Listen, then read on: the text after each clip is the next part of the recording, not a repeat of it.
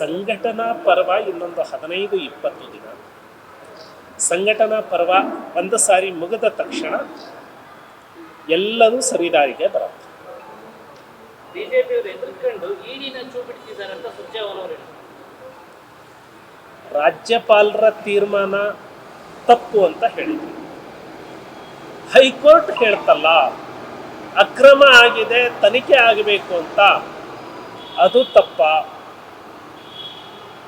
ರಾಜ್ಯಪಾಲರ ಸಂವಿಧಾನಾತ್ಮಕ ಹುದ್ದೆಗೆ ನೀವು ಗೌರವ ಕೊಡ್ತೀರೋ ಕೊಡಲ್ವೋ, ಅದನ್ನ ಎತ್ತಿ ಹಿಡಿದಿದೆ ಹೈಕೋರ್ಟ್, ಅದಕ್ಕೆ ಗೌರವ ಕೊಡ್ತೀರೋ ಕೊಡಲ್ವೋ.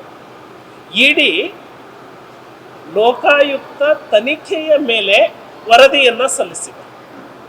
ಇವತ್ತು ಇಡಿ ಏನು ಕ್ರಮವನ್ನು ತೆಗೆದುಕೊಂಡಿದೆ, ಇದನ್ನ ಏನು ಪ್ರಾಪರ್ಟಿಯನ್ನ ಸೀಸ್ ಮಾಡಿದೆ, ಈ ಸೀಸರ್ ಪ್ರಕ್ರಿಯೆಗೆ ಲೋಕಾಯುಕ್ತ ತನಿಖೆಯನ್ನ ಆಧರಿಸಿ ಕೈಗೊಂಡಿರುವಂತಹ ಕ್ರಮ. ಲೋಕಾಯುಕ್ತ ತನಿಖೆಯ ಸಂಸ್ಥೆಯನ್ನ ನೀವು ನಂಬಲ್ವಾ? ಹಾಗಿದ್ರೆ ನಿಮ್ಮ ದೃಷ್ಟಿಯಲ್ಲಿ ಯಾವುದು ಅಕ್ರಮ, ಯಾವುದು ನ್ಯಾಯ? ಕಾಂಗ್ರೆಸ್ ಪಕ್ಷದವರು ಸಂವಿಧಾನ, ಕಾನೂನು ಎಲ್ಲವನ್ನ ಬಿಟ್ಟು ಮಾಡಿದ್ದೇ ನ್ಯಾಯ ಅಂತ ಹೇಳಿ ಒಂದು ತಿದ್ದುಪಡಿ ಮಾಡ್ಕೊಂಡ್ಬಿಡಿ.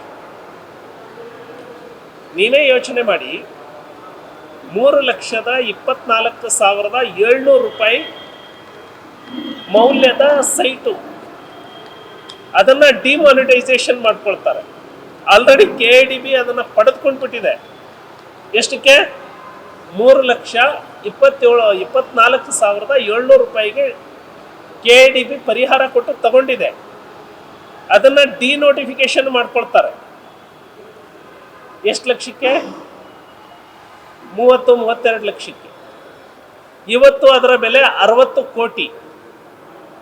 ಈ ಥರದ್ದು 14 ಸೈಟು ಬೇಷರತ್ತಾಗಿ ಮುಖ್ಯಮಂತ್ರಿಗಳು ವಾಪಸ್ ಕೊಟ್ಟರು.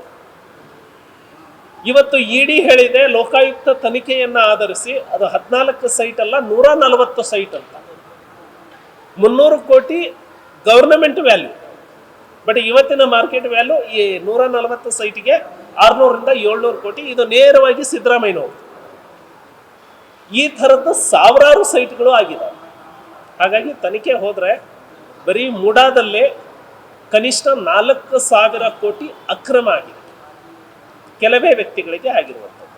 ಸೊ ಇದನ್ನ ಇವರು ಪಾರದರ್ಶಕ, ಇವರು ನ್ಯಾಯದ ಪರ, ಇವರು ಅಮಾಯಕರು ಅಂತ ಹೇಳಿ ಸರ್ಟಿಫೈ ಮಾಡಬೇಕು.